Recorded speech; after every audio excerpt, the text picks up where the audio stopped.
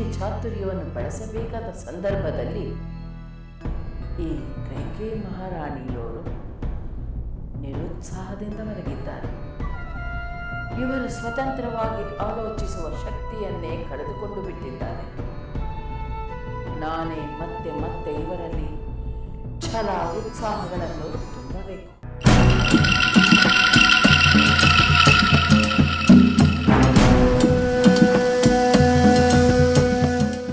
ಮಹಾರಾಣಿ, ಮಹಾರಾಣಿ, ಹೇಳು ಮಂಥರೆ, ಏನಾದರೂ ವಿಷಯವಿದೆ? ಎದ್ದು ಕುಳಿತರೆ ಹೇಳಲು ಅನುಕೂಲವಾಗುವುದು.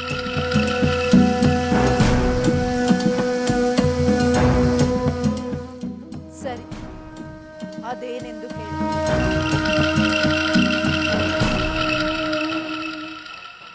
ನಮ್ಮ ಅರಮನೆಯಲ್ಲಿ ನಮಗೆ ತಿಳಿಯದಂತೆ ಏನೋ ನಡೆಯುತ್ತಿರಬಹುದೆಂಬ ಸಂದೇಹ.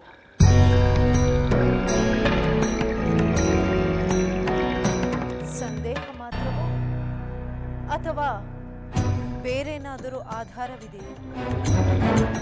ಆಧಾರ ಹುಡುಕಲು ಪ್ರಯತ್ನಿಸುತ್ತಿದ್ದೇನೆ.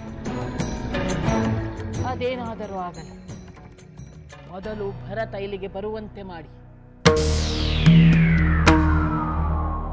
ಆ ಪ್ರಯತ್ನವನ್ನು ನಾನು ಮಾಡಿದ್ದಾಯ್ತಲ್ಲ.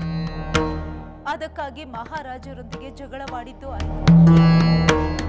ಅವರು ನನ್ನ ಮೇಲೆ ಕೆರಳಿದ್ದು ಆಯಿತು. ನಾನೇನು ಮಾಡಲಿ ಮಂಥರೆ? ಅದರಿಂದಲೇ ನನಗೆ ಸಂದೇಹ ಬಂದಿರುವುದು ಮಹಾರಾಣಿ. ಅಂದರೆ ರಾಮನ ವಿಷಯದಲ್ಲಿ ಮಹಾರಾಜರು ಏನೋ ಒಂದು ನಿರ್ಧಾರ ತೆಗೆದುಕೊಂಡಿರುವಂತೆ ಕಾಣುತ್ತಿರುವುದು. ಇಲ್ಲವಾದಲ್ಲಿ ಭರತನನ್ನು ಕರೆಸುವ ವಿಷಯದಲ್ಲಿ ಅವರು ಅಷ್ಟು ಕಠಿಣವಾಗುತ್ತಿರಲಿಲ್ಲ. ನೀವು ಪಟ್ಟು ಬಿಡಬಾರದು. ಭರತ ಇಲ್ಲಿಗೆ ಬೇಗ ಬರಲೇಬೇಕು. ಆದರೆ ಮಂಥರೆ, ಅವರು ನನ್ನ ಮಾತನ್ನು ಕೇಳುತ್ತಲೇ ಇಲ್ಲವಲ್ಲ. ನಾನೇನು ಮಾಡಲಿ, ನೀನು ಹೇಳು. ನೀವೇನು ಮಾಡುವುದು ಬೇಕಾಗಿಲ್ಲ ಮಹಾರಾಣಿ. ನಂಬಿಕೆಯ ದೂತನ ಕೈಯಲ್ಲಿ ಸಂದೇಶವೊಂದನ್ನು ಕಳಿಸಿ ಆದಷ್ಟು ಬೇಗ ಭರತ ಇಲ್ಲಿಗೆ ಬರುವಂತೆ ಮಾಡಿ.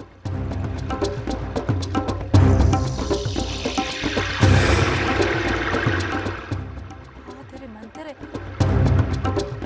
ಮಹಾರಾಜರ ಇಚ್ಛೆಗೆ ವಿರುದ್ಧವಾಗಿ ನಾನು ದೂತನನ್ನು ಕಳುಹಿಸಿದರೆ ಅದರಿಂದ ಅವರಿಗೆ ನನ್ನ ಮೇಲಿದ್ದ ಕೋಪ ಇನ್ನಷ್ಟು ಹೆಚ್ಚಾಗುವುದಿಲ್ಲವೇ? ಅದರಿಂದ ನನ್ನ ಪುತ್ರ ಭರತನಿಗೆ ಕೇಡು ಸಂಭವಿಸಬಹುದು. ಹಾಗಾದರೆ ನೀವು ಎಲ್ಲ ಅಶುಭಗಳನ್ನು ಸ್ವಾಗತಿಸಬೇಕಾಗಿತ್ತು. ಅಂದರೆ ಏಕೆ ನನ್ನನ್ನು ಹೆದರಿಸುತ್ತಿರುವೆ? ಹೆದರಿಸುತ್ತಿಲ್ಲ ಮಹಾರಾಣಿ. ವಾಸ್ತವ ಎಷ್ಟು ಕ್ರೂರವಾಗಿದೆ ಎಂದು ತಿಳಿಸಲು ಪ್ರಯತ್ನಿಸುತ್ತಿದ್ದೇನೆ.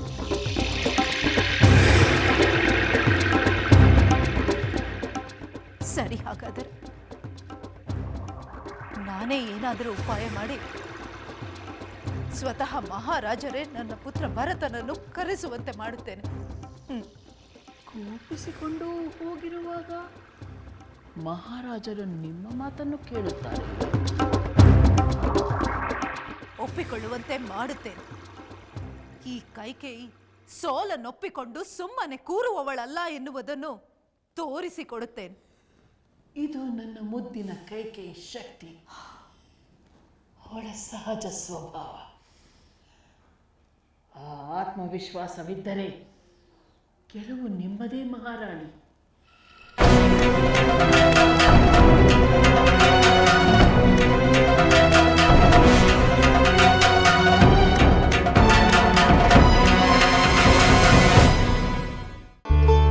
ಸುಮಂತ್ರರೇ, ನಾವಂದುಕೊಂಡಂತೆ ಬಂದವರೆಲ್ಲರೂ ರಾಮನ ಪಟ್ಟಾಭಿಷೇಕದ ಬಗ್ಗೆ ಸರ್ವಸಮ್ಮತವಾದ ಒಪ್ಪಿಗೆಯನ್ನು ಸೂಚಿಸಿ ನಮಗೂ ಸಂತೋಷವನ್ನು ಮಾಡಿದ್ದಾರೆ.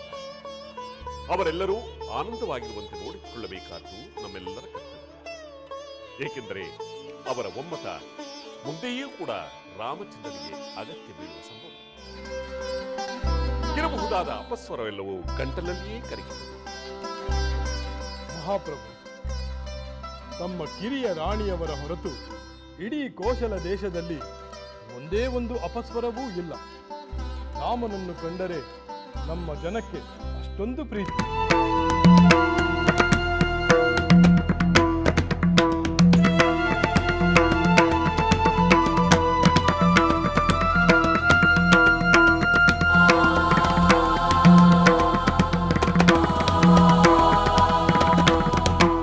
ನಿರಾತಂಕವಾಗಿರಲು ಸಾಧ್ಯವಾಗುತ್ತಿಲ್ಲ ಸುಮಿತ್ರ.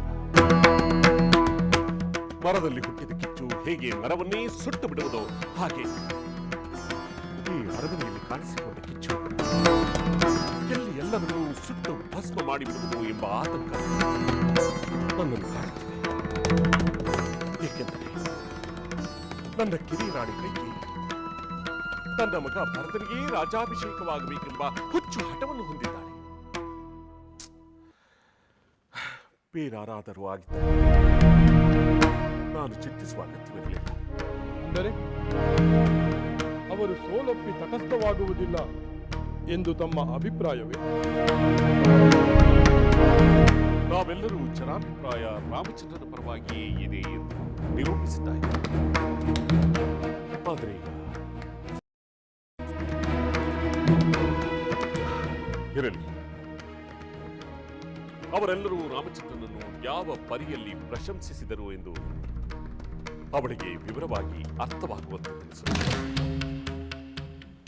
ಅರ್ಥವಾದರೆ ಸರಿ. ಒಂದು ವೇಳೆ ಅರ್ಥವೇ ಮಾಡಿಕೊಳ್ಳುತ್ತಿದ್ದರೆ ಅರ್ಥ ಮಾಡಿಕೊಳ್ಳುತ್ತಾರೆ ಎಂಬ ಆಶಾಭಾವನೆಯನ್ನು ಇಟ್ಟುಕೊಳ್ಳೋಣ.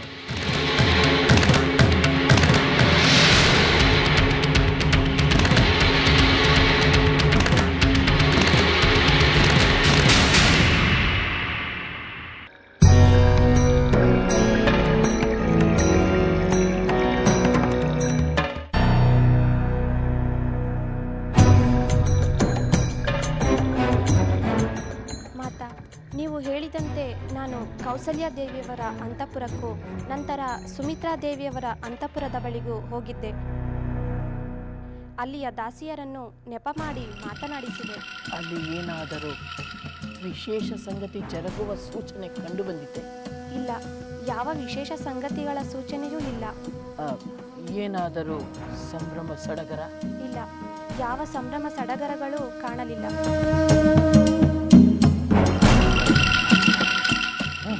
ಸರಿ, ನೀನು ಅಲ್ಲಿಯೇ ಓಡಾಡುತ್ತೀರಿ. ನಿನ್ನ ಕಣ್ಣು ಕಿವಿ ಸದಾ ತೆರೆದಿರಲಿ. ಅಲ್ಲಿ ಏನಾದರೂ ವಿಶೇಷವಾದ ಸಂಗತಿ ಜರುಗುವ ಸೂಚನೆ ಕಂಡು ಬಂದರೆ ತಕ್ಷಣ ಬಂದು ನನಗೆ ತಿಳಿಸು. ಹಾಗೆ ಆಗಲಿ ಮಾತಾ.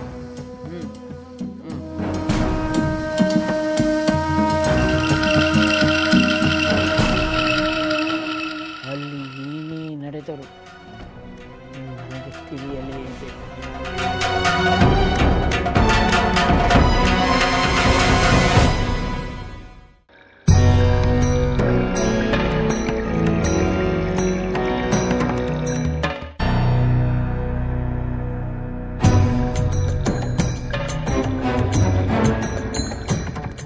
ಮುಗಿಯಿತೆ? ಸಾಕು ಎಂದರೆ ಮುಗಿಯಿತು. ಬೇಕಾದರೆ ಇನ್ನಷ್ಟು ಅಲಂಕಾರ ಮಾಡಬಹುದು. ಸಾಕು ಸಾಕು, ಈಗಿರುವ ಅಲಂಕಾರವೇ ಸಾಕು. ಇಷ್ಟು ಹೊತ್ತಾದರೂ ಮಹಾರಾಜರು ಬರಲಿಲ್ಲ. ಬಾಗಿಲತ್ತ ನೋಡಿ ನೋಡಿ ನನ್ನ ಶಾಂತಿಯೇ ಕದಡಿ ಹೋಗುತ್ತಿದೆ. ಇನ್ನು ಸ್ವಲ್ಪ ಹೊತ್ತು ಕಾಯುತ್ತೇನೆ. ಇನ್ನೂ ಮಹಾರಾಜರು ಬಾರದಿದ್ದರೆ ಈ ಅಲಂಕಾರವನ್ನೆಲ್ಲ ಕಿತ್ತೆಸೆಯುತ್ತೇನೆ. ನೀವಿನ್ನು ಹೊರಡಿ.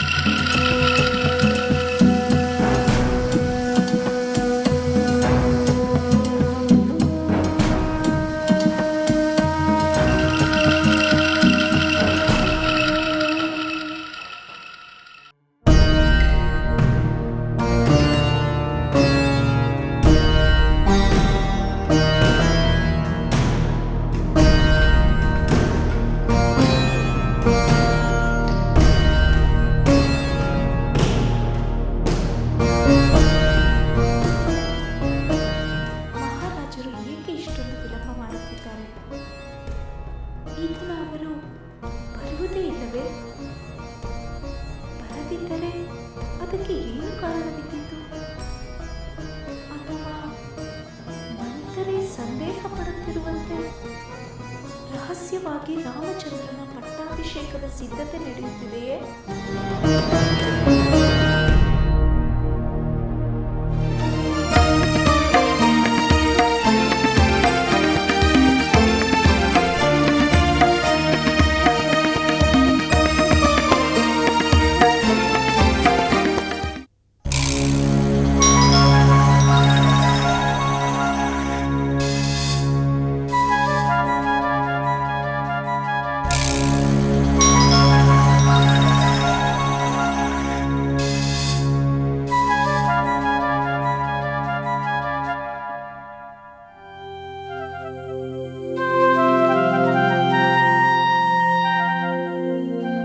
ಸದ್ಯ ಬಂದಿರಲ್ಲ. ಈಗಲಾದರೂ ನನ್ನ ನೆನಪಾಯ್ತಲ್ಲ. ನಿಮಗಾಗಿ ಕಾದು ಕಾದು ಹೋಗಲಿ ಬಿಡಿ. ನೀವಿಂದು ಬರುವುದೇ ಇಲ್ಲವೇನೋ ಅಂದುಕೊಂಡಿದ್ದೆ. ಬಂದಿರಲ್ಲ. ನಿನ್ನ ಸಮೀಪಕ್ಕೆ ಬರುವುದನ್ನು ತಡೆಯುವಂತಹ ಯಾವ ಅಡ್ಡಿಯೂ ಇಲ್ಲ. ರಾಜಕಾರ್ಯದ ಚಿಂತೆ ಇಲ್ಲದಂತೆ ರಾಮ ಲಕ್ಷ್ಮಣರು ನೋಡಿಕೊಳ್ಳುತ್ತಿದ್ದಾರೆ. ದೇವಿ,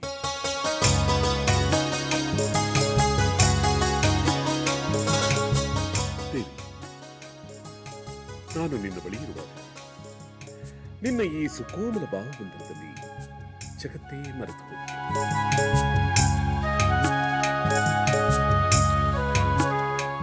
ದೇವಿ, ಎಷ್ಟು ವರ್ಷಗಳಾಯಿತು ಅಂದು ನಾನು ನಿನ್ನನ್ನು ಮೊದಲು ಕಂಡ ಕಾಮನ ಬಿಲ್ಲಿನ ಚಲುವಿಗೆ ಕಲ್ಪನೆ. ಕಾಮನ ಬಿಲ್ಲು ನನ್ನ ಚಲುವಲ್ಲಿ ಇದೆಯೋ ಇಲ್ಲವೋ, ಆದರೆ ನಿಮ್ಮ ಕಲ್ಪನೆಯಲ್ಲಂತೂ ಇದೆ. ನಿಮ್ಮ ಆಸೆಗಳು 1000 ಕಾಮನ ಬಿಲ್ಲುಗಳಾಗಿ ನನ್ನನ್ನು ಆಲಂಗಿಸಲು ಆತುರ ಪಡುತ್ತಿದೆ. ಪ್ರಭು, ಕುಡಿಯಲು ಮಧುರವಾದ ಪಾನಕ ಕೊಡಲೇ? ಬೇಡದೇವಿ, ಸಾಮಂತರ ಸಭೆಯ ನಂತರ ಭೋಜನವನ್ನು ಮುಗಿಸಿ ವಿಶ್ರಾಂತಿಯನ್ನು ಪಡೆದೇ ಇತ್ತ ಬಂದಿರುವೆ. ಅಂದರೆ ನೀವು ತಡವಾಗಿ ಬರಲು ಸಾಮಂತರ ಸಭೆಯೇ ಕಾರಣವೇ? ಇಲ್ಲ, ಸಭೆಯಲ್ಲಿ ನಡೆದ ವಿಷಯದ ಬಗ್ಗೆ ಕೆಲ ಸಮಯ ಮನಸ್ಸಿನಲ್ಲಿಯೇ ಮಂಥನ ಮಾಡುತ್ತಿದ್ದೆ. ಅಂತಹ ಗಹನವಾದ ವಿಚಾರವೇನು ಪ್ರಭು? ನಾನು ಕೇಳಬಾರದಂತಹ ರಾಜಕಾರ್ಯವೇ? ಇಲ್ಲದೇವಿ, ಅಂತಹ ರಹಸ್ಯವಾದ ವಿಷಯವೇ ಇಲ್ಲ. ಈ ವಿಷಯವನ್ನು ನೀನು ತಿಳಿದರೆ ನೀನು ಸಹ ಸಂತೋಷ ಪಡುತ್ತೀನಿ. ಸಂತೋಷಪಡುವ ವಿಚಾರವೇ? ಅದೇನೆಂದು ನಾನು ತಿಳಿಯಲೇಬೇಕು. ಕೇಳಿದೆ, ಇಂದು ಸಭೆಯಲ್ಲಿ ಸಾಮಂತರು, ಗಣ್ಯರು ಎಲ್ಲರೂ ನಮ್ಮ ರಾಮಚಂದ್ರನ ಗುಣಗಾನವನ್ನು ಮಾಡುತ್ತಾರೆ. ಎಲ್ಲರ ಏಕಾಭಿಪ್ರಾಯದಲ್ಲಿ ಆದಷ್ಟು ಶೀಘ್ರವಾಗಿ ನಮ್ಮ ರಾಮಚಂದ್ರನನ್ನು ಯುವರಾಜನನ್ನಾಗಿ ಮಾಡಬೇಕು.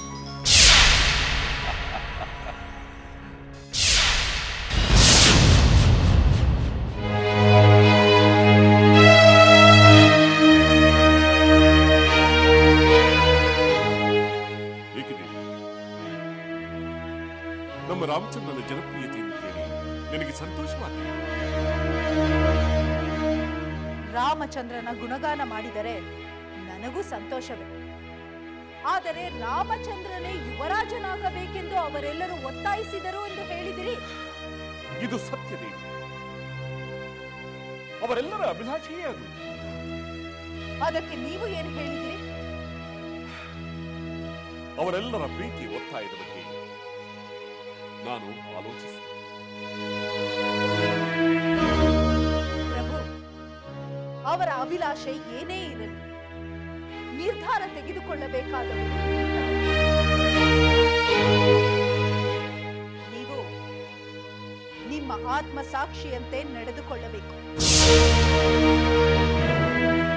ನಿನ್ನ ಮಾತು ಆತ್ಮಸಾಕ್ಷಿಯ ನಿರ್ಧಾರವೆಂದರೆ ಯಾರ ಒತ್ತಾಯಕ್ಕೂ ಮಣಿಯದೆ ನೀವು ಕೊಟ್ಟ ವಚನವನ್ನು ನೆರವೇರಿಸುವುದು. ದೇವಿ, ಪ್ರಭು, ಪಾನಕವನ್ನು ತರುತ್ತೇನೆ.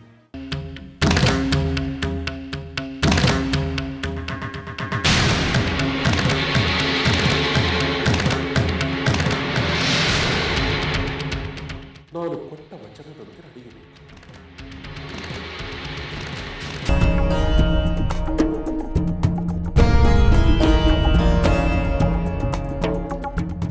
ನಮೋ ಮಾತೆ.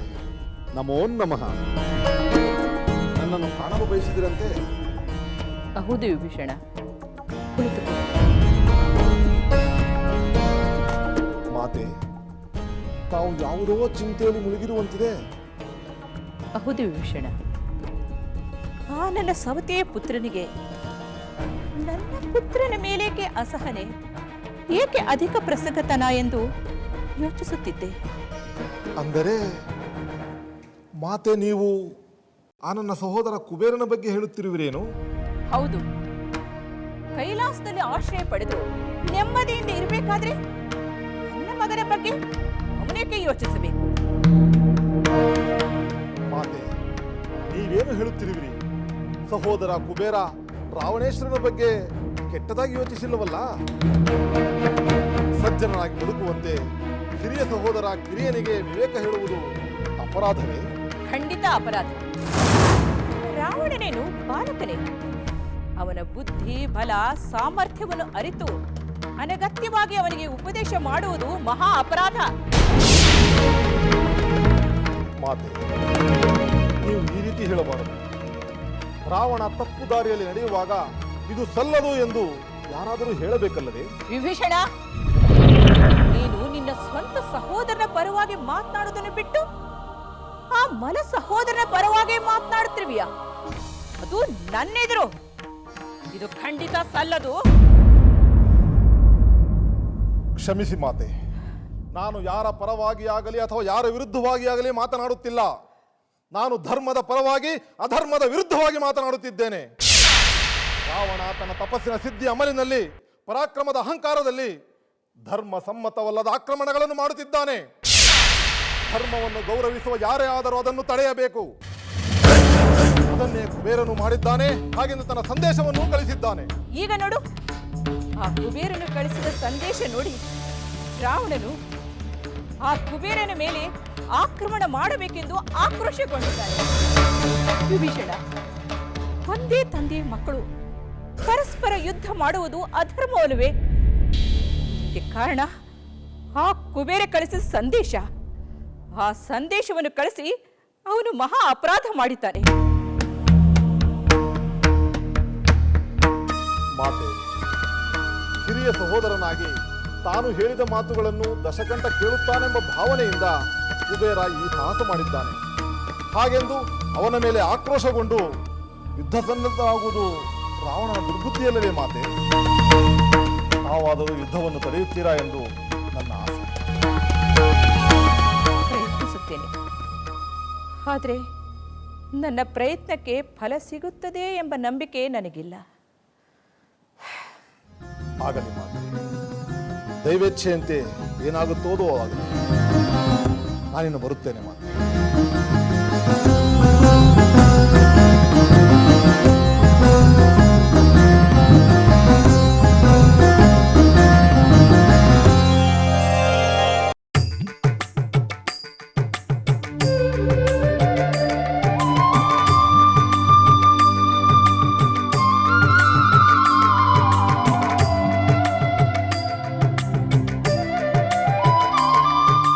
ಪೂಜ್ಯರು ಬ್ರಹ್ಮರ್ಷಿಗಳು ಆದ ವಸಿಷ್ಠ ಮಹರ್ಷಿಗಳಿಗೆ ನನ್ನ ಪ್ರಣಾಮ. ಮಹರ್ಷಿಗಳೇ, ತಾವು ನಮ್ಮ ಕುಲಗುರುಗಳು. ಈಗ ಅರಮನೆಯಲ್ಲಿ ನಡೆಯುತ್ತಿರುವ ಶುಭ ಕಾರ್ಯ ನನ್ನ ಪುತ್ರ ರಾಮಚಂದ್ರನ ಯುವರಾಜ್ಯಾಭಿಷೇಕ. ಈ ಮಂಗಳ ಕಾರ್ಯಕ್ಕೆ ಅಗತ್ಯವಾದ ವಸ್ತುಗಳು ಹಾಗೂ ವ್ಯವಸ್ಥೆಗಳ ಬಗ್ಗೆ ವಿವರವಾಗಿ ತಿಳಿಸಿದರೆ ನಮ್ಮ ಮಂತ್ರಿಗಳು ಈಗಿನಿಂದಲೇ ಕಾರ್ಯಪ್ರವೃತ್ತರಾಗುತ್ತಾರೆ. ಹಾಗೇ ಆಗಲಿ, ಹೇಳುತ್ತೇನೆ ಮಹಾರಾಜ. ರಾಮಚಂದ್ರನ ಪಟ್ಟಾಭಿಷೇಕವು ಸಕಲ ಲೋಕಕ್ಕೂ ಆನಂದ ಕೊಡುವ ಶುಭ ಕಾರ್ಯವು. ಅದರಲ್ಲಿ ಯಾವ ಲೋಪವೂ ಉಂಟಾಗಬಾರದು. ಹೌದು ಮಹರ್ಷಿಗಳೇ, ಕಾಲಾವಕಾಶದ ಕೊರತೆಯಿಂದ ಎಲ್ಲರೂ ಎಲ್ಲ ಕಾರ್ಯಗಳನ್ನು ಹಂಚಿಕೊಂಡು ಮಾಡಬೇಕಾಗಿದೆ. ನಾನು ಹೇಳುವ ವಿವರಗಳನ್ನು ಗಮನವಿಟ್ಟು ಕೇಳಿಸಿಕೊಳ್ಳಿರಿ. ಸುವರ್ಣ, ಬೆಳ್ಳಿ ಹಾಗೂ ದಾನಕ್ಕೆ ಯೋಗ್ಯವಾದ ಲೋಹಗಳು, ನವರತ್ನಗಳು, ವಜ್ರ ವೈಢೂರ್ಯಗಳು, ಪೂಜಾ ದ್ರವ್ಯಗಳು, ಅಭಿಷೇಕಕ್ಕೆ ಬೇಕಾದ ಔಷಧಿ ಲತೆಗಳು, ಸುಗಂಧಯುಕ್ತವಾದ ಶ್ವೇತ ಪುಷ್ಪಗಳಿಂದ ಕಟ್ಟಿದ ಮಾಲಿಕೆಗಳು, ಭತ್ತದ ಅರಳು ಹಾಗೂ ಜೇನುತುಪ್ಪವು ಬೇಕಾಗುತ್ತದೆ. ಜೊತೆಯಲ್ಲಿ ನೆನೆಸಿ ಒಣಗಿಸಿದ ಅಂಚುಗಳುಳ್ಳ ನೂತನ ವಸ್ತ್ರಗಳು ಬೇಕಾಗುತ್ತದೆ. ರಥಗಳು, ಸರ್ವಾಯುಧಗಳು, ಚತುರಂಗ ಬಲವು ಬೇಕಾಗುತ್ತದೆ. ಶುಭ ಲಕ್ಷಣವುಳ್ಳ ಆನೆಯೂ ಬೇಕಾಗುತ್ತದೆ. ಬಿಳಿಯದಾದ ಚಾಮರ, ಬೀಸಣಿಗೆ, ಧ್ವಜ, ಶ್ವೇತ ಛತ್ರಗಳ ಅವಶ್ಯಕತೆ ಇರುತ್ತದೆ. ಅಗ್ನಿಯಂತೆ ಪ್ರಕಾಶಮಾನವಾದ 100 ಚಿನ್ನದ ಕೊಡೆಗಳು ಬೇಕಾಗುತ್ತವೆ. ಚಿನ್ನದ ಆಭರಣಗಳಿಂದ ಅಲಂಕೃತವಾದ ಎತ್ತುಗಳು ಬೇಕಾಗುತ್ತದೆ. ಉಗುರುಗಳಿಂದ ಕೂಡಿದ ಹುಲಿಯ ಚರ್ಮದ ಸಮೇತ ಇವೆಲ್ಲವನ್ನು ಪ್ರಾತಃ ಕಾಲದಲ್ಲಿ ಮಹಾರಾಜರ ಯಜ್ಞಶಾಲೆಯಲ್ಲಿ ಇರಿಸಿರಬೇಕು.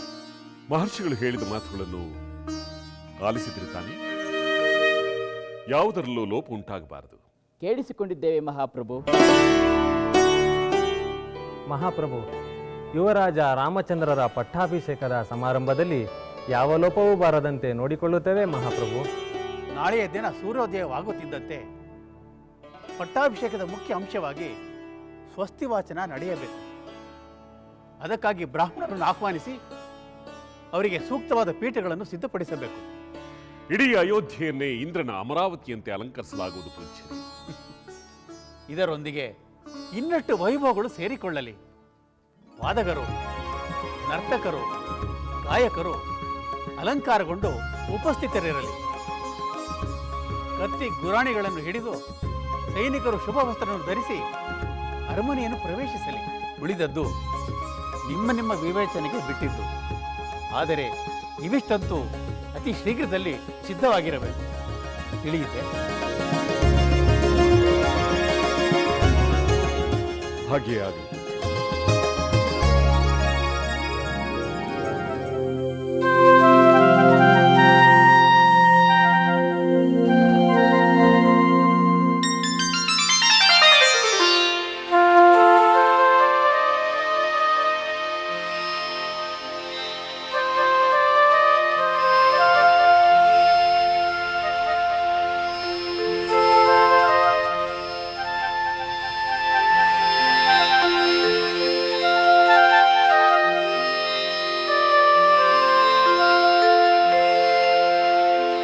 ದೇವಿ, ನಿನ್ನ ಸ್ಥಾನ ನನ್ನ ಕಾಲ ಬಳಿ ಅಲ್ಲ, ಈ ನನ್ನ ಹೃದಯದಲ್ಲಿ. ನೀವು ಹೀಗೆ ಹೇಳಿದಿರೆಂದು ನನ್ನ ಪತಿವ್ರತಾ ಧರ್ಮವನ್ನು ಪಾಲಿಸದೇ ಇರುವುದಕ್ಕಾಗುತ್ತದೆಯೇ? ಇದು ಹಾಸ್ಯವೋ ವಾಸ್ತವವೋ? ವಾಸ್ತವವನ್ನು ಹಾಸ್ಯದ ಮೂಲಕ ಹೇಳಿದೆ ಎಂದುಕೊಳ್ಳಿ. ನೀನು ಮಾತಿನಲ್ಲಿ ಬಲು ಚತುರೆ. ಕಾಲೊತ್ತುವುದೇ ಪತಿವ್ರತಾ ಧರ್ಮವಾದರೆ ಹೃದಯದ ಹತ್ತಿರ ಕುಳಿತು ಪ್ರೀತಿಸುವ ಧರ್ಮವನ್ನು ಪಾಲಿಸುವವರಾರು? ಕಾಲೊತ್ತದೆ ಸತಿ ಧರ್ಮವನ್ನು ಕಡೆಗಣಿಸಿದಳೆಂದು ನೀವು ಎಂದಾದರೂ ಹೇಳಿದರೆ ನಾನು ಸುಮ್ಮನಿರುವುದಿಲ್ಲ. ಊರ್ಮಿಳೆ, ನಿನ್ನ ಜೊತೆ ಸರಸ ಸಂಭಾಷಣೆ ಮಾಡಿದರೆ ಮನಸ್ಸಿಗೆ ಮುದ ನೀಡುತ್ತದೆ.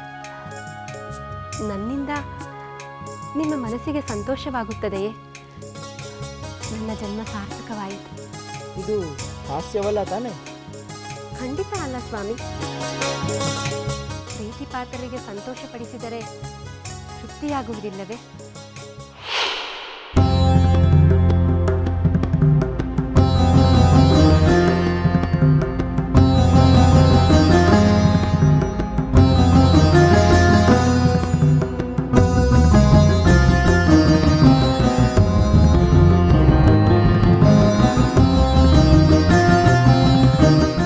ಮಾತೆ, ನಮೋ ನಮಃ. ಆಯುಷ್ಮಾನ್ ಭವ. ದಶಕಂಠ, ಬಾ ಕುಳಿತುಕೋ.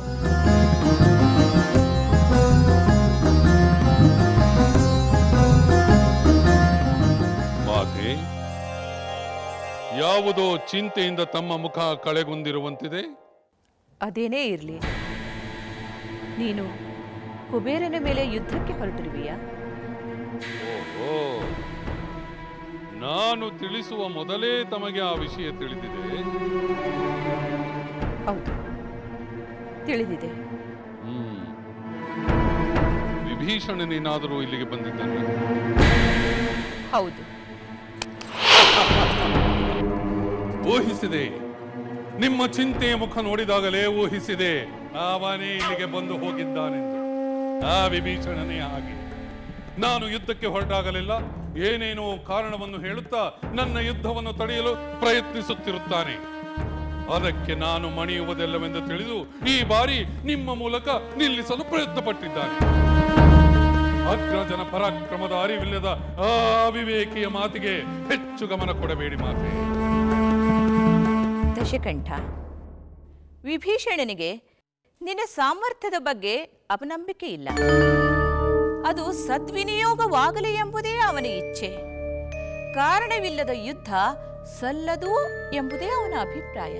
ಮಾತೆ, ಕಾರಣವಿಲ್ಲದೆ ನಾನು ಕುಬೇರನ ಮೇಲೆ ಯುದ್ಧಕ್ಕೆ ಹೊರಟಿಲ್ಲ. ತನ್ನ ಪಾಡಿಗೆ ತಾನಿರದೆ ಸಲ್ಲದ ವಿಷಯದಲ್ಲಿ ತಲೆ ಹಾಕಿ ಬೇಡದ ಉಪದೇಶ ನೀಡಲು ಬಂದರೆ ಯಾರು ತಾನೇ ಸುಮ್ಮನಿರುತ್ತಾರೆ? ಅಲ್ಲದೆ ನನಗೆ ಈ ರಾವಣೇಶ್ವರನಿಗೆ ಬುದ್ಧಿ ಹೇಳಲು ಆ ಬಾನೇಶ್ವರವನು. ದಶಕಂಠ, ಆ ಕುಬೇರ ಕೈಲಾಸದಲ್ಲಿ ಪರಶಿವನ ನೆರಳಿನಲ್ಲಿದ್ದಾನೆ. ಆ ಪರಶಿವನೇ ಅವನಿಗೆ ಬೆಂಗಾವಲಾಗಿ ನಿಂತರೆ ಆಗ ನಿನ್ನ ಗತಿಯೇನು ಕುಮಾರ? ಪರಬ್ರಹ್ಮನಿಂದ ವರವನ್ನು ಪಡೆದು ಅಜೇಯನಾಗಿರುವ ನನ್ನನ್ನು ಆ ಪರಶಿವನು ಪರಾಭವಗೊಳಿಸಲಾರ. ಹೀಗಿರುವಾಗ ಕುಬೇರನು ನನಗೆ ಸಾಟಿಯೇ? ಮಾತೆ, ನೀವು ನನ್ನನ್ನು ಆಶೀರ್ವದಿಸಿ ನಿಶ್ಚಿಂತೆಯಿಂದಿರಿ. ನಿಮ್ಮ ಹರಕೆಯ ಬಲದಿಂದ ನಾನು ಗೆದ್ದು ಬರುವುದು ಖಂಡಿತ.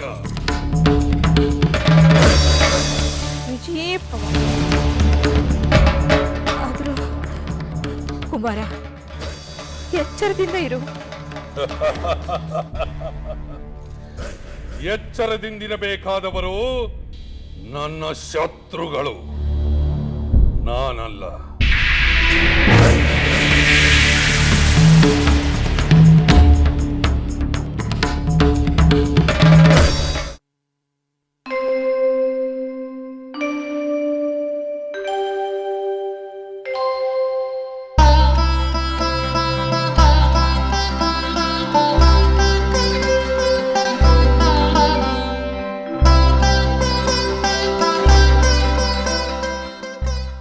ಮಹಾರಾಜರಿಗೆ ಪ್ರಣಾಮಗಳು. ಬನ್ನಿ ಮಂತ್ರಿ. ನಮ್ಮ ಕುಲಗುರುಗಳಾದ ವಸಿಷ್ಠರೊಂದಿಗೆ ರಾಮಚಂದ್ರನ ಪಟ್ಟಾಭಿಷೇಕದ ವಿಧಿವಿಧಾನಗಳನ್ನು ವಿವರವಾಗಿ ಚರ್ಚಿಸಿ ಆಗಿದೆ. ಅದನ್ನು ಅಮಾತ್ಯರು ನಂತರ ತಿಳಿಸುತ್ತಾರೆ ನಿಮಗೆ. ಅವರೆಲ್ಲರನ್ನೂ ಕರೆಸಿ ಆ ವಿವರಗಳನ್ನೆಲ್ಲ ತಿಳಿದು ಎಲ್ಲರಿಗೂ ಅವರವರ ಕರ್ತವ್ಯಗಳನ್ನು ಹಂಚಿಕೊಟ್ಟಿದ್ದೇನೆ. ಅವರೆಲ್ಲರೂ ಇರುವೆಗಳಂತೆ ಚಟುವಟಿಕೆಯಿಂದ ಕೆಲಸ ಮಾಡುತ್ತಿದ್ದಾರೆ. ಬಹಳ ಸಂತೋಷ ಮಂತ್ರಿಗಳೇ. ನಿಮ್ಮ ರಾಜಭಕ್ತಿ ಚಾತುರ್ಯವನ್ನು ಕಂಡು ನನಗೆ ಹೆಮ್ಮೆ ಎನಿಸುತ್ತದೆ. ಬಹಳ ಸಂತೋಷವಾಗಿದೆ. ಮತ್ತೊಂದು ಕಾರ್ಯವಾಗಬೇಕು. ಅಪ್ಪಣೆಯಾಗಲಿ ಪ್ರಭು. ನೀವು ತಕ್ಷಣ ರಾಮಚಂದ್ರನನ್ನು ಕಂಡು ನನ್ನನ್ನು ಕಾಣುವಂತೆ ತಿಳಿಸಬೇಕು. ಆಗಲಿ ಪ್ರಭು.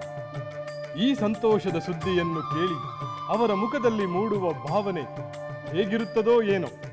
ಸಂತೋಷವೇ ತುಂಬಿ ತುಳುಕಬಹುದು. ಮಂತ್ರಿಗಳು, ರಾಮಚಂದ್ರನಿಗೆ ರಾಜ್ಯಾಭಿಷೇಕದ ವಿಷಯವನ್ನು ತಿಳಿಸಿ ನನ್ನನ್ನು ಕಾಣುವಂತೆ ಮಾತ್ರ ಹೇಳಿ ಅಷ್ಟೇ. ಏಕೆ ಪ್ರಭು? ಈ ವಿಷಯವನ್ನು ಮೊದಲ ಬಾರಿಗೆ ನಾನೇ ಅವನಿಗೆ ತಿಳಿಸಿ ಅದನ್ನು ಕೇಳಿದ ಅವನ ಮುಖದಲ್ಲಿ ಉಂಟಾಗುವ ಸಂತೋಷದ ಚಿತ್ತಾರವನ್ನು ಗಮನಿಸಿ ನಾನು ಸಂತೋಷ. ಪ್ರೀತಿಯ ತಂದೆಗೆ ಇರಬಹುದಾದ ಸಹಜವಾದ ಆಸೆ. ಇಂತಹ ತಂದೆಗೆ ಅಂತಹ ಪುತ್ರ, ಇದು ನಮ್ಮ ಕೋಸಲದ ಭಾಗ್ಯ.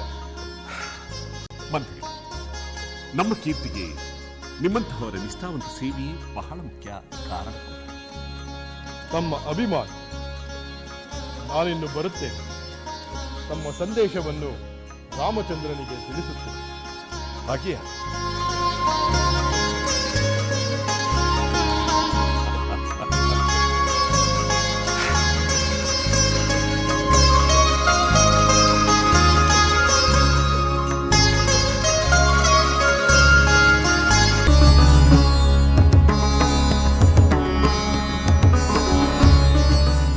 ರಾಮಚಂದ್ರ, ಪ್ರಣಾಮಗಳು. ಮಹಾಮಂತ್ರಿ ಸುಮಂತ್ರರಿಗೆ ನನ್ನ ಪ್ರಣಾಮಗಳು. ದಯಮಾಡಿ ಆಸೀನರಾಗಿ. ರಾಮಚಂದ್ರ, ನನಗೆ ಕುಳಿತುಕೊಳ್ಳುವಷ್ಟು ವ್ಯವಧಾನವಿಲ್ಲ. ತಮಗೊಂದು ವಿಷಯ ತಿಳಿಸಲು ಅವಸರದಲ್ಲಿ ಬಂದೆ. ಮಂತ್ರಿಗಳೇ, ಮಹಾರಾಜರ ಕ್ಷೇಮದಿಂದ ಹಿಡಿದು ರಾಜ್ಯಾಡಳಿತದ ಎಲ್ಲ ಕಾರ್ಯವನ್ನು ನಿರ್ವಹಿಸುತ್ತಿರುವ ತಮಗೆ ಕ್ಷಣ ಮಾತ್ರವೂ ಬಿಡುವಿರುವುದಿಲ್ಲವೆಂದು ನನಗೆ ಗೊತ್ತು. ನಮಗೆಲ್ಲ ಸ್ವಲ್ಪ ವಿಶ್ರಾಂತಿ ದೊರೆಯಬೇಕೆಂದರೆ ತಾವು ವಿಶ್ರಾಂತಿ ಇಲ್ಲದೆ ದುಡಿಯಬೇಕು. ವಿಶ್ರಾಂತಿಗಿಂತಲೂ ಕರ್ತವ್ಯ ಮುಖ್ಯ ಕುಮಾರ. ನನಗೆ ನನ್ನ ವಿಶ್ರಾಂತಿ ವಿನೋದಗಳಿಗಿಂತ ಇಡೀ ಸಾಮ್ರಾಜ್ಯದ ಸರ್ವ ಪ್ರಜೆಗಳು ನೆಮ್ಮದಿಯಿಂದ ಸಂತೋಷದಿಂದ ಇದ್ದರೆ ಆಯಿತು. ಒಂದು ವಿಷಯ ಹೇಳಿಬಿಡುತ್ತೇನೆ. ದಶರಥ ಮಹಾಪ್ರಭುಗಳು ತಮ್ಮನ್ನು ಈ ಕೂಡಲೇ ಕಾಣಬೇಕಂತೆ. ತಡಮಾಡದೆ ತಾವು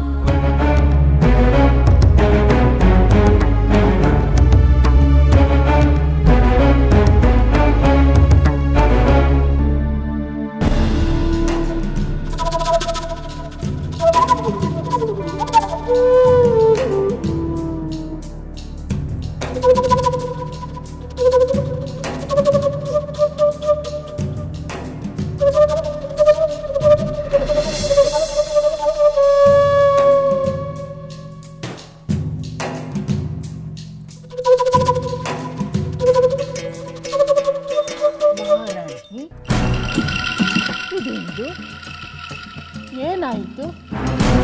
ಹೀಗೆ ಅಸಮಾಧಾನದ ಹೊಗೆಯಲ್ಲಿ ಬುಸುಗುಟ್ಟುತ್ತಿರುವುದೇತಕ್ಕೆ? ಮನಸ್ಸಿಗೆ ಘಾಸಿ ಉಂಟಾಗೋದಕ್ಕೆ ಏನಾದರೂ ನಡೆಯುತ್ತೆ? ಯಾರಾದರೂ ನಿಮ್ಮ ಮನಸ್ಸಿಗೆ ನೋವನ್ನುಂಟು ಮಾಡಿದರೆ ಭರತನನ್ನು ಕರೆಸುವಂತೆ ಮಾಡುತ್ತೇನೆ ಅಂತ ಹೇಳಿದ್ದೀರಿ. ಮಹಾರಾಜರು ಯಥಾ ಪ್ರಕಾರ ನಿಮಗೆ ನಿರಾಶೆಯನ್ನುಂಟು ಮಾಡಿದರೆ? ಮಂತರೆ, ಅಷ್ಟೆಲ್ಲ ನಡೆಯಲು ಇಲ್ಲಿಗೆ ಮಹಾರಾಜರು ಬಂದಿದ್ದರೆ ತಾನೆ? ಏನು, ಮಹಾರಾಜರು ಇನ್ನೂ ನಿಮ್ಮ ಬಳಿಗೆ ಬಂದಿಲ್ಲವೇ? ಮೋಹದ ಮಡದಿಯನ್ನು ಬಿಟ್ಟು ಇಷ್ಟು ಕಾಲ ದೂರವಿರುವಷ್ಟು ಮಹಾರಾಜರು ಜಿತೇಂದ್ರಿಯರಾದರೆ? ಹೌದು ಮಂತರೆ, ಮಹಾರಾಜರು ಇಲ್ಲಿಗೆ ಬರಲೇ ಇಲ್ಲ. ಎಂತಹ ವಿರಸವಾದರೂ ಸರಸದಲ್ಲಿ ಬಹುಬೇಗ ಮುಗಿಯುತ್ತಿತ್ತು. ಕ್ಷಣ ಕಾಲ ಕೂಡ ಮಹಾರಾಜರು ನನ್ನನ್ನು ಬಿಟ್ಟಿರಲಾಗದೆ ಚಡಪಡಿಸುತ್ತಿದ್ದರು. ಇಷ್ಟು ದೀರ್ಘಕಾಲ ನನ್ನನ್ನು ಬಿಟ್ಟಿರಲು ಅವರಿಗೆ ಸಾಧ್ಯವಾಯಿತೆ. ಮಂತರೆ, ಮಹಾರಾಜರು ಹೀಗೆ ನನ್ನಿಂದ ದೂರವಾಗಿ ಬಿಡುತ್ತಾರೆಯೇ? ಮುಂದೆಂದು ಅವರು ಇಲ್ಲಿಗೆ ಬರುವುದೇ ಇಲ್ಲವೇ ಮಂತರೆ? ಮಹಾರಾಣಿ, ಹೆದರಬೇಡಿ, ಹೆದರಬೇಡಿ ಮಹಾರಾಣಿ. ನಿಮ್ಮ ಸಾಮೀಪ್ಯವಿಲ್ಲದೆ ಮಹಾರಾಜರು ಬಹುಕಾಲ ಇರಲಾರರು. ಆದಷ್ಟು ಬೇಗ ವಿರಹದಿಂದ ಕಳವಳಿಸಿ ನಿಮ್ಮ ಬಳಿಗೆ ಬಂದೇ ಬರುವುದು. ಅಮಾತ್ಯರೇ, ಮಹಾರಾಜರು ನನ್ನನ್ನು ತಕ್ಷಣ ಬರ ಹೇಳಿದ್ದರೆಂದ ಮೇಲೆ ಒಂದು ವಿಶೇಷವಾದ ಕಾರಣವಿರಲೇಬೇಕು. ನಮ್ಮ ಪೂಜ್ಯ ತಂದೆಯವರು ಕ್ಷೇಮದಿಂದಿರುವರು ತಾನೆ? ಕ್ಷೇಮವಾಗಿದ್ದಾರೆ ಕುಮಾರ. ಮತ್ತಾವ ಕಾರಣವಿರಬಹುದು?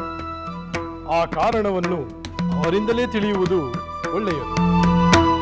ಆಗಲಿ ಮಂತ್ರಿಗಳು, ನಾನು ತಂದೆಯವರನ್ನು ಈಗಲೇ ಕಾಣುತ್ತೇನೆ. ಆತಂಕದ ವಿಷಯ ಏನೂ ಇಲ್ಲ ಕುಮಾರ. ಒಂದು ಒಳ್ಳೆಯ ಕಾರಣಕ್ಕಾಗಿ ಮಹಾಪ್ರಭುಗಳು ತಮ್ಮನ್ನು ಬರ ಹೇಳಿದ್ದಾರೆ. ಆ ಒಳ್ಳೆಯ ಕಾರಣ ನಮ್ಮ ಕೋಶಲ ದೇಶದ ಸರ್ವ ಪ್ರಜೆಗಳಿಗೂ ಶುಭ ವಾರ್ತೆಯಾಗಿ ರೋಮಾಂಚನಗೊಳ್ಳುವುದಂತೂ ಸತ್ಯ. ಅಮಾತ್ಯರೇ, ಸರ್ವರಿಗೂ ಶುಭ ತರುವ ಈ ವಿಷಯವನ್ನು ತಿಳಿಯಲು ನಾನು ಕಾತುರನಾಗಿದ್ದೇನೆ. ನಾನು ಈಗಲೇ ಹೋಗಿ ತಂದೆಯವರನ್ನು ಕಾಣುತ್ತೇನೆ.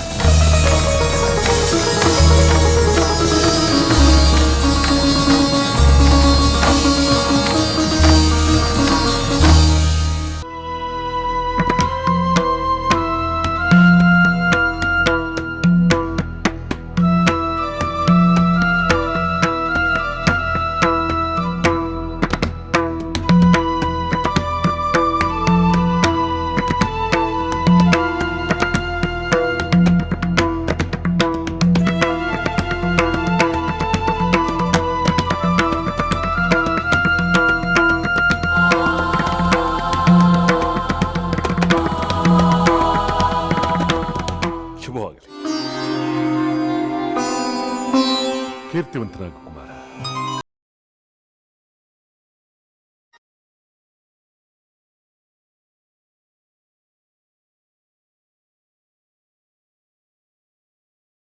ಇದೇನು ತಂದೆ, ನನ್ನನ್ನು ಎಂದು ನೋಡದಿರುವವರಂತೆ ಏಕೆ ಹೀಗೆ ನೋಡುತ್ತಿರುವಿರಿ?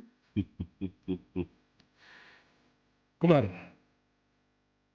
ನಾಳೆಯಿಂದ ನಿನ್ನ ಸ್ಥಾನಮಾನಗಳೇ ಬೇರೆಯಾಗಿದೆ. ಎಲ್ಲರೂ ಅಕ್ಕರೆಯಿಂದ ಮಾತ್ರವಲ್ಲ, ನಿನ್ನನ್ನು ಗೌರವದಿಂದಲೂ ಕಾಣಬೇಕು. ಈ ನನ್ನ ರಾಮಚಂದ್ರ ನಾಳೆ ಹೇಗೆ ಕಾಣಬಹುದೆಂದು ಕಲ್ಪನೆ ಮಾಡಿ ನೋಡುತ್ತೇನೆ. ಸ್ಥಾನಮಾನಗಳು ಏನೇ ಆದರೂ ತಂದೆಯವರ ಪಾದಗಳಲ್ಲೇ ಪುತ್ರನ ಸ್ಥಾನ. ಹೌದು ತಂದೆ, ನಾನು ಸದಾ ತಮ್ಮ ಪ್ರಿಯ ಪುತ್ರನಾಗಿ ವಿಧೇಯನಾಗಿ ತಮಗೆ ಸಂತೋಷ ಕೊಡುವ ರಾಮನಾಗಿರುವುದೇ ನನಗೆ ಸಂತೋಷ. ಸ್ಥಾನ ಗೌರವಗಳ ಆಸೆ ನನಗಿಲ್ಲ. ಯಾವುದೇ ಸ್ಥಾನಮಾನಗಳ ಹಂಗಿಲ್ಲದೆ ಧರ್ಮದ ದಾರಿಯಲ್ಲಿ ನಡೆಯುತ್ತಾ ಕರ್ತವ್ಯ ಪಾಲನೆ ಮಾಡುತ್ತೇನೆ. ಕುಮಾರ, ಈ ನಿನ್ನ ಸರಳವಾದ ಗುಣ, ವಿನಯ, ವಿಧೇಯತೆಗಳನ್ನು ನಾನು ಬಲ್ಲೆ. ಸಾಮಾನ್ಯರಂತೆ ಯಾವ ಮೋಹಗಳ ವಿಕಾರಗಳು ನಿನ್ನಲ್ಲಿಲ್ಲ. ಎಂದೂ ನೀನು ಪದವಿ ಪ್ರತಿಷ್ಠೆಗಾಗಿ ಬಯಸಿದವನಲ್ಲ.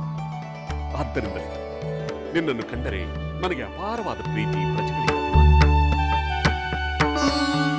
ಕುಮಾರ, ನೀನು ಬಯಸದ ಪದವಿಗೆ ನಿನ್ನಿಂದ ಗೌರವ ಸಿಗಬೇಕು. ಹಾಗೆಂದರೇನು ತಂದೆ? ನಾನೊಂದು ಮಹತ್ವವಾದ ನಿರ್ಧಾರವನ್ನು ಮಾಡಿಕೊಂಡಿದ್ದೇನೆ. ಅದನ್ನು ನೀನು ನಡೆಸಿಕೊಡಬೇಕು. ಪಿತಾಶ್ರೀ, ತಮ್ಮ ಯಾವುದೇ ಆಜ್ಞೆಯನ್ನು ಶಿರಸಾವಹಿಸಿ ನೆರವೇರಿಸಲು ಈ ತಮ್ಮ ಪುತ್ರನು ಸಿದ್ಧನಾಗಿದ್ದಾನೆ. ಪಟ್ಟದ ರಾಣಿಯಾದ ಕೌಸಲ್ಯ ಉನ್ನತ ಸಂಸ್ಕಾರವುಳ್ಳ ನನ್ನ ಗೃಹದೇವಿ. ಅಂಥ ಗುಣವಂತಳಿಗೆ ಪುತ್ರನಾಗಿ ಜನಿಸಿದ ನಿನಗೆ ಅವಳ ಹಿರಿಯ ಗುಣಗಳೆಲ್ಲವೂ ಮೇಳೈಸಿ ಈ ನಿನ್ನ ಸನ್ನಡತೆಯಿಂದ ನನಗೆ ಪ್ರಿಯ ಪುತ್ರನಾದಿನಿ. ನಿಜ ಹೇಳಬೇಕೆಂದರೆ ಈ ಲೋಕದಲ್ಲಿ ನಿನಗಿಂತ ಪ್ರಿಯರಾದವರು ಬೇರೆ ಯಾರು? ಪಿತಾಶ್ರೀ, ಹೆತ್ತ ತಂದೆಗೆ ಪ್ರಿಯನಾಗಿ ನನ್ನ ಈ ಜನ್ಮ ಸಾರ್ಥಕವಾಯಿತು.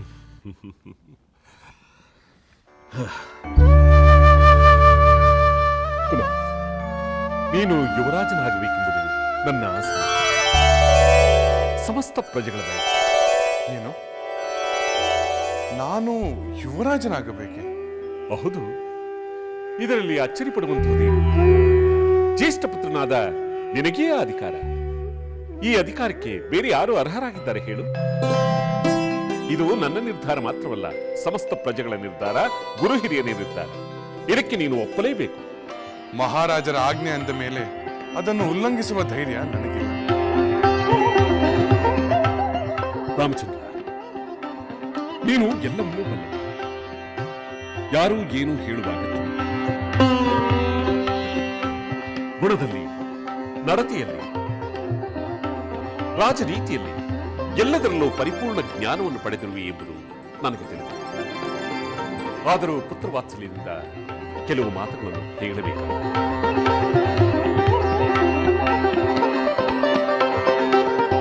ಕುಮಾರ, ರಾಜ್ಯಾಡಳಿತದ ನಿರ್ವಹಣೆ ಬಹಳ ಸೂಕ್ಷ್ಮವಾದ ವಿಚಾರ.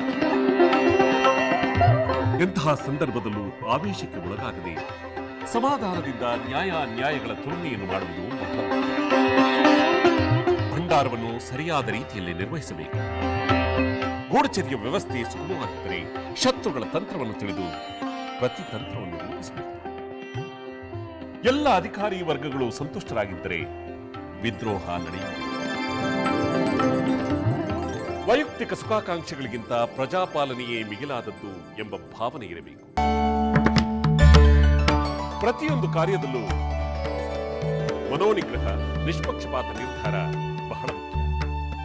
ಎಷ್ಟೇ ಸದ್ಗುಣಗಳಿದ್ದರೂ ಅಹಂಕಾರ ಅವುಗಳನ್ನೆಲ್ಲ ನಾಶ ಮಾಡಿಬಿಡುತ್ತದೆ ಎಂಬ ಎಚ್ಚರವಿರಬೇಕು. ಮಹದಾಜ್ಞೆ. ತಮ್ಮ ಅಭಿಲಾಷೆಯಂತೆ ನಾನು ಕಾಯ, ವಾಚ, ಮನಸ ಯುವರಾಜನ ಕರ್ತವ್ಯಗಳನ್ನು ನೆರವೇರಿಸಲು ನಾನು ಬದ್ಧನಾಗಿದ್ದೇನೆ. ತಮ್ಮ ನಿರೀಕ್ಷೆಯನ್ನು ಈಡೇರಿಸುವಲ್ಲಿ ತೃಣ ಮಾತ್ರವೂ ಲೋಪವಾಗದಂತೆ ನಾನು ಎಚ್ಚರ ವಹಿಸುತ್ತೇನೆ.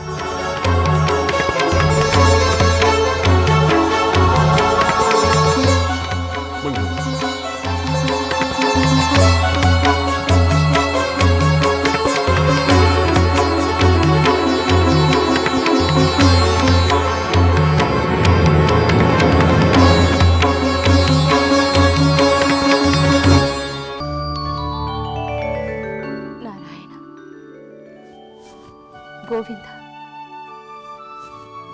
ಲಕ್ಷ್ಮೀರಮಣ, ಆಪತ್ ಬಾಂಧವ, ಅನಾಥ ರಕ್ಷಕ, ನನ್ನ ಭಕ್ತಿ ಪ್ರಣಾಮಗಳನ್ನು ಸ್ವೀಕರಿಸು ತಂದೆ.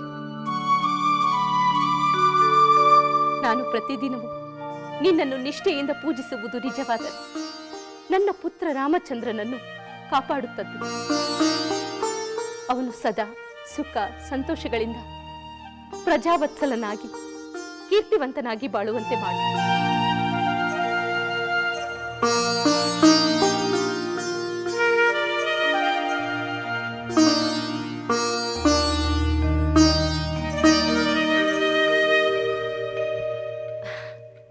ರಾಮ, ನಾನು ನಿನ್ನನ್ನೇ ನೆನೆಯುತ್ತಿದ್ದೆ.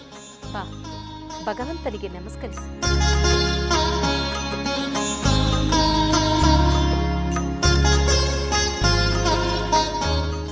ಚಿರಂಜೀವಿ ಬರು. ಮಾತೆ, ತಾವು ಹೃದಯ ತುಂಬಿ ಹರಸಿದರೆ ಆ ಭಗವಂತನು ಕೂಡ ಹರಸುತ್ತಾನೆ. ರಾಮ, ನಮ್ಮಿಬ್ಬರನ್ನು ಸಕಲರನ್ನು ಕರುಣಿಸಿ ಹರಸುವವನು ಈ ದಯಾಮಯಿ ಭಗವಂತ. ಮಾತೆ, ಒಂದು ಶುಭ ವಾರ್ತೆಯನ್ನು ತಮಗೆ ತಿಳಿಸಲು ಈಗಷ್ಟೇ ತಂದೆಯವರನ್ನ ಕಂಡು ಇಲ್ಲಿಗೆ ಬಂದಿರುವೆನು. ಏನು ಸಂತೋಷದ ವಿಷಯವೇ? ನಿನ್ನ ಸುಂದರ ಮುಖವನ್ನು ಕಂಡರೆ ಸಾಕು, ನನ್ನ ಹೃದಯ ಆನಂದದಿಂದ ಬೀರುತ್ತದೆ. ಅದಕ್ಕಿಂತ ಮಿಗಿಲಾದ ಸಂತೋಷವೇ? ಏನದು ಕುಮಾರ? ಕೇಳಲು ನನ್ನ ಕಿವಿಗಳು ಕಾತುರದಿಂದ ಕಾಯುತ್ತಿವೆ. ಹೇಳು. ಮಾತೆ, ನಮ್ಮ ಪೂಜ್ಯ ತಂದೆಯವರು ಪ್ರಜಾಪಾಲನೆಯ ಹೊಣೆಯನ್ನು ನನ್ನ ಹೆಗಲಿಗೇರಿಸುತ್ತಿದ್ದಾರೆ. ಕುಮಾರ, ಇಷ್ಟು ದಿನದಿಂದ ಪ್ರಜಾಪಾಲನೆಯ ಕರ್ತವ್ಯವನ್ನೇ ಮಾಡುತ್ತಿದ್ದೀಯಲ್ಲವೇ?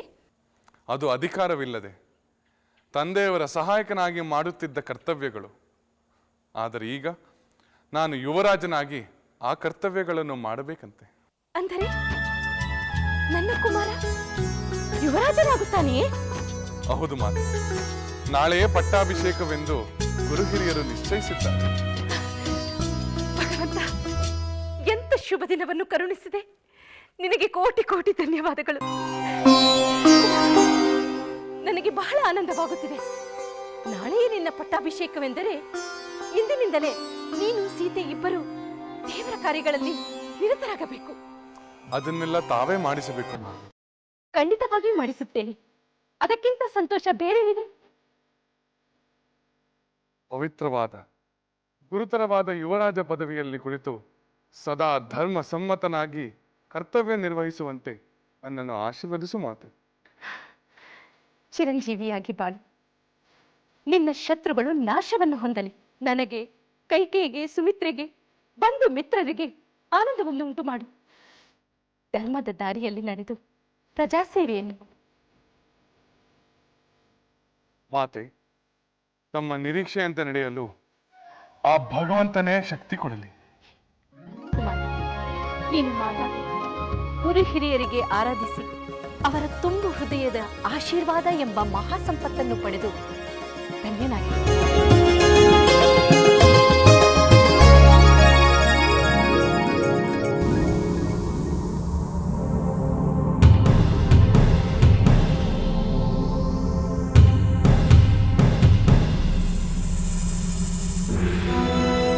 ಮಹಾರಾಜರಿಗೆ ಪ್ರಣಾಮಗಳು.